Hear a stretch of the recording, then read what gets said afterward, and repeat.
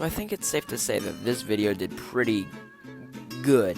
But seriously, I cannot thank all of you enough for the support on that video. And like I did say, if it did good enough, I would continue this series. So here we are now. So I sat there pondering, wondering what could I do next? How could I top my first video? How could I ride the success until it dies? Eugene Harold Krabs.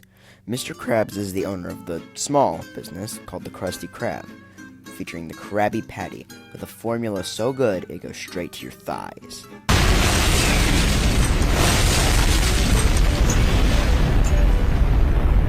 Mr. Krabs is often characterized by his greed, but I believe there's something deeper to it. He is a mass manipulator of not only Spongebob and Squidward, but almost all of Bikini Bottom. He is an awful, awful person. In a medically reviewed article by WebMD, it brings up the signs that someone could be a manipulator. It is included in knowing your weaknesses and how to exploit them, as well as using your insecurities against you. They convince you to give up something important to you to make them more dependent, and if they succeed, they will continue to do so until you get out of the situation. So using these 4 ideas as guidelines, you'll find examples of each to try to prove our theory. But first, I do want to bring up a subject that does not really match any of these 4 ideas, but is still a great example. It comes from the Season 7 episode, One Course Meal. And this scene doesn't exactly need context with the episode, so just go with it. Your turn to chip in, boy. Sure! There you go, buy yourself something pretty. Hey, this isn't money. No, it's even better. This is what Mr. Krabs pays me with. Mr. Krabs is Wacky Bucks. Oh, it's all starting to catch up with me.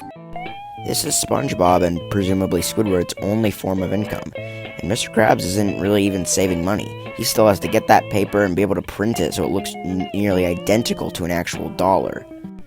Moving on to the first actual example is Mr. Krabs using SpongeBob's weaknesses against him.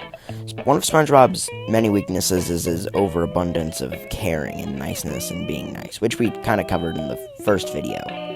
But a good example of him doing this is when SpongeBob brings in jellyfish jelly, and a fish likes it, so Mr. Krabs thinks, hey, this will be the next golden age for the Krusty Krab. Here you go, Mr. Krabs.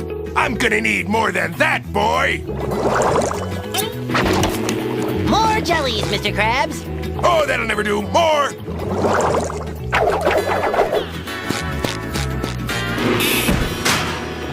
More, SpongeBob!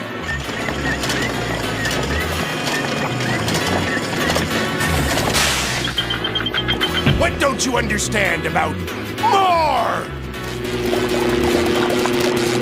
More! More! More! More! More! More! More! More! More! More! More! More! More!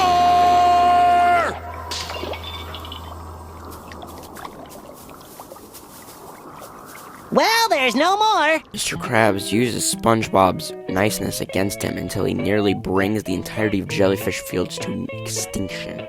Now, to find examples of Mr. Krabs using someone's insecurities against them, who better to turn to when it comes to insecurities than Squidward Tentacles?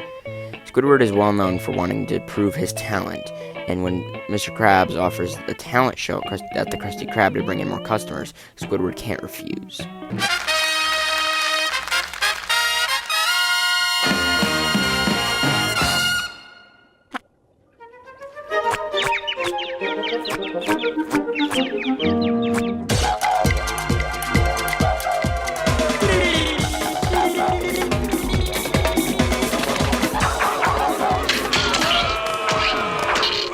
Squidward gets absolutely clowned on, but this event does bring a lot of money to the Krusty Krab, so Mr. Krabs doesn't even care that Squidward is hurt.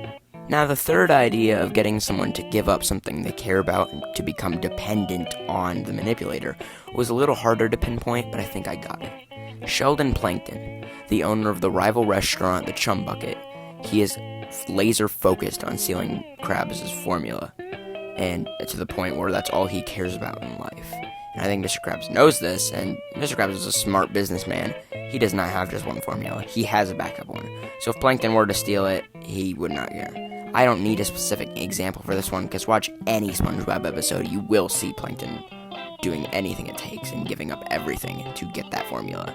Actually, scratch that, I do have an example. It comes from the second SpongeBob movie. Well, Krabs, I guess you've won. I've spent every penny I've ever made trying to put you out of business. Except this one. My last penny. Besides, what can I do with one measly cent anyway? You could give it to me. Just a suggestion. Here, take it. You've taken everything else. Why not? Now, the fourth idea of manipulating until the person being manipulated cannot get out of that situation, I believe can go in two ways. One, involving Squidward and his refusal to quit the Krusty Krab because that's all he has. And two, with the greater population of Bikini Bottom. The Krusty Krab is really the only restaurant in the area other than Chum Bucket, which has a reputation of being awful, and the occasional dinner place, but none nearly as popular as the Krusty Krab.